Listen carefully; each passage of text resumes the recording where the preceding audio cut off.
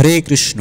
আজকের এই ভিডিওতে বর্ণনা করব অমল পুরাণ শ্রীমদ্ ভাগবতের বর্ণনা অনুসারে মানুষ এই জড়জগতে অবস্থানকালে যে সমস্ত পাপকর্ম করে থাকে তার ফলস্বরূপ তারা কী রকম কর্মফল ভোগ করতে পারে, অর্থাৎ কে কোন রকমের পাপকর্ম করলে কী ধরনের নরকের যন্ত্রণা ভোগ করবে শাস্ত্রের আলোকে, অর্থাৎ অমল পুরাণ শ্রীমদ্ ভাগবতের বর্ণনা অনুসারে আপনাদের সামনে তুলে ধরছি। আপনারা মনোযোগ সহকারে এই কথাগুলো শ্রবণ করুন। বিবর্তন ক্রমে জীবাত্মা মানব জন্ম পায়। মানব জন্মই বিবেক বুদ্ধি পাওয়া যায়। ভগবান মানুষকে ভালো মন্দ বিচারবোধ দান করে থাকেন। মানুষ তার স্বতন্ত্র ইচ্ছাক্রমে কর্মক্ষেত্রে সদাচার বা কদাচার করে থাকে। মানুষের সমস্ত কর্মের সাক্ষী 14 জনের নাম মহাভারতের আদি পর্বে উল্লেখ রয়েছে, যথা সূর্য, চন্দ্র, বায়ু, অগ্নি, আকাশ, পৃথিবী, জল, দিবা, নিশা, উষা, সন্ধ্যা, ধর্ম, কাল এবং পরমাত্মা। সারা বিশ্বের সবাইকে ফাঁকি দিয়ে আমরা অনেক কিছু পাপ কর্ম করতে পারি, কিন্তু এ সকল দেবতাদের কাউকে ফাঁকি দেওয়া যায় না। আবার আমাদের বহু সৎকর্মের হিসাব এই বিশ্বে কেউ না রাখলেও ওনারা সাক্ষী থাকেন। এমনকি সমস্ত দেবতাকেও যদি কখনো সম্ভব হয়ে থাকে কোনো কিছু তাদের আড়ালে থাকার বা করার মতো, তবুও কাল কিংবা সর্বোপরি পরমাত্মাকে আড়াল করে কোনো কিছুই করা সম্ভব নয়। মানুষের সমস্ত পাপ পুণ্যের হিসাব রক্ষক হচ্ছেন চিত্রগুপ্ত। তিনি শ্রী যমরাজের কর্মসচিব। পাপ 3 প্রকার, যথা শারীরিক পাপ অর্থাৎ পরহিংসা, চুরি, পরস্ত্রী সঙ্গ। 2 বাচিক পাপ, অসৎ প্রলাপ, নিষ্ঠুর বাক্য প্রয়োগ, পরদোষ কীর্তন, মিথ্যা ভাষণ। 3 মানসিক পাপ, পরের দ্রব্যে লোভ, পরের অনিষ্ট চিন্তা, বেদ বাক্যে অশ্রদ্ধা। এই ত্রিবিধ পাপ সযত্নে এড়িয়ে চললে মানুষ ইহলোকে ও পরলোকে সুখী হতে পারে। শ্রী ভীষ্মদেব যুধিষ্ঠির মহারাজকে এই নির্দেশ দিয়েছিলেন, অর্থাৎ মহাভারতের অনুশাসন পর্বে 13 অধ্যায়ে। পাপাচারী মানুষ যখন স্থূল দেহ ত্যাগ করে তখন যমদূতেরা তার সূক্ষ্ম দেহকে পাশবদ্ধ করে যমপুরীতে নিয়ে যায়।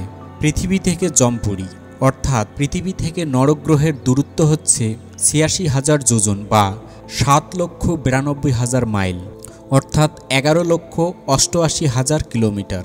মহাভারতে বলা হয়েছে 16 সহস্র যোজন বিতীর্ণ মার্গ।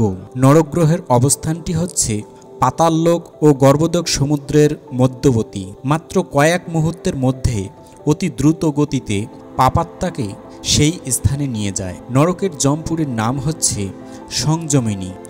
শ্রী সূর্যদেবের পুত্র ধর্মরাজ যম হচ্ছেন নরকের অধিপতি।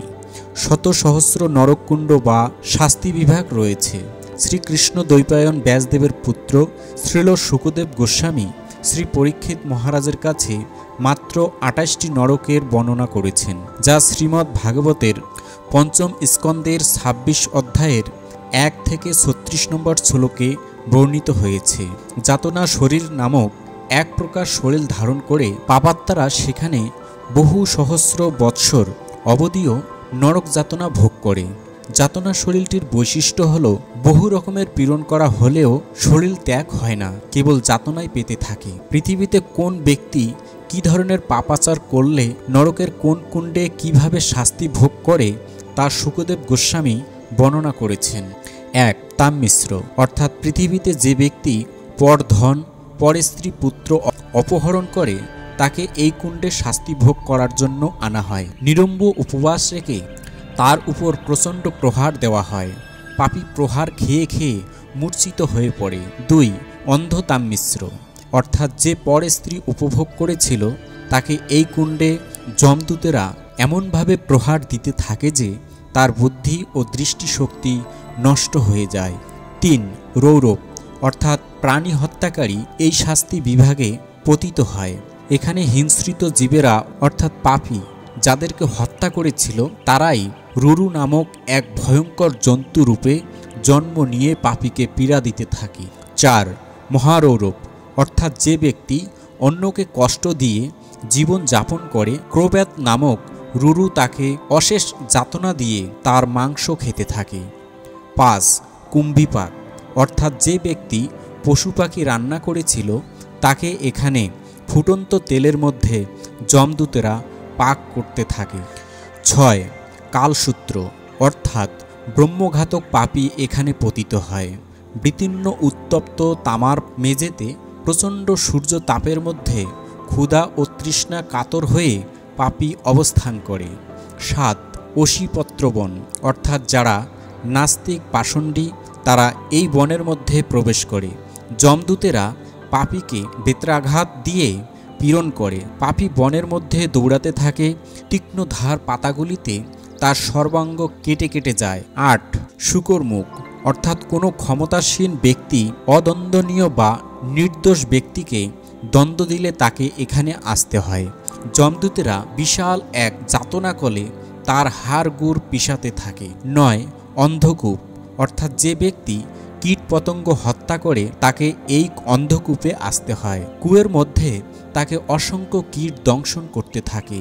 জ্বালায় অস্থির হয়ে পাপী ছটপট করতে থাকে। 10. কৃমিভোজ অর্থাৎ যে ব্যক্তি অতিথি বালক বৃদ্ধদের না ভোজন করিয়ে নিজে ভোজন করে তাকে এই কুণ্ডে কৃমি হয়ে অন্য কৃমিকে খেতে হয় এবং অন্য কৃমি তাকে খেতে থাকে। 11. সন্দংশ অর্থাৎ প্রবল প্রয়োগ অর্থাৎ বল প্রয়োগ করে সৎ ব্যক্তির ধন যে হরণ করে তাকে এখানে আসতে হয়। যমদূতেরা উত্তপ্ত কাঁচি ও সাঁড়াশি দিয়ে তার পেটের নাড়ি বের করে। 12. তপ্ত শূর্মী অর্থাৎ যে পুরুষ বা নারী অগম্য গমন করে তাকে যমদূতেরা এখানে জ্বলন্ত লৌহময় মূর্তিকে আলিঙ্গন করতে বাধ্য করায়। 13. বজ্রকণ্টকশালী অর্থাৎ যে ব্যক্তি কামান্ধ হয়ে পশু গমন করে তাকে এখানে ভয়ঙ্কর কাঠাময় শিমুল গাছে চড়িয়ে টানা হেঁচড়া করা হয়। 14. বৈতরণী অর্থাৎ দায়িত্বশীল পরিবারে জন্ম নিয়েও যে ব্যক্তি ধর্মনীতি অবজ্ঞা করে তাকে এই পুষ রক্ত বমি নখপূর্ণ নদীতে হাবুডুবু খেতে হয়। যে ব্যক্তি নিয়মহীনভাবে যৌন জীবন যাপন করে তাকে এই নোংরা সমুদ্রে কপ থুতু পুষ মূত্র খেতে হয়। 16.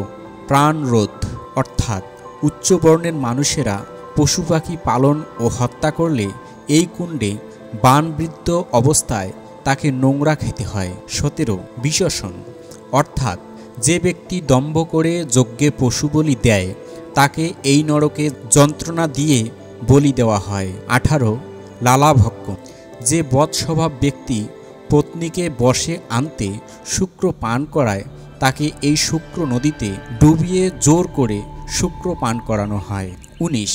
সারমেয়াদন অর্থাৎ যে ব্যক্তি পরগৃহে অগ্নি দান করে করের নামে লুণ্ঠন করে বিষ দান করে তাকে এই নরকে আসতে হয়। এখানে 720টি বজ্রদংস্ট্রা কুকুর সেই পাপীকে জ্যান্ত ছিঁড়ে ছিঁড়ে খেতে থাকে। 20. অবিসি অর্থাৎ যে ব্যক্তি ক্রয় বিক্রয়ে সাক্ষ্যদানে মিথ্যা কথা বলে তাকে এখানে এনে উঁচু পর্বত থেকে ছুঁড়ে ফেলা হয় এবং নিচে পাথরের মধ্যে পড়ে পাপীর শরীর চূর্ণ বিচূর্ণ হয়। 21. আয়পান উঁচু বর্ণের ব্যক্তি যদি সুরা পান করে তাকে এখানে যমদূতেরা পা দিয়ে তার বুক চেপে ধরে তপ্ত তরল লোহা পান করায়। 22.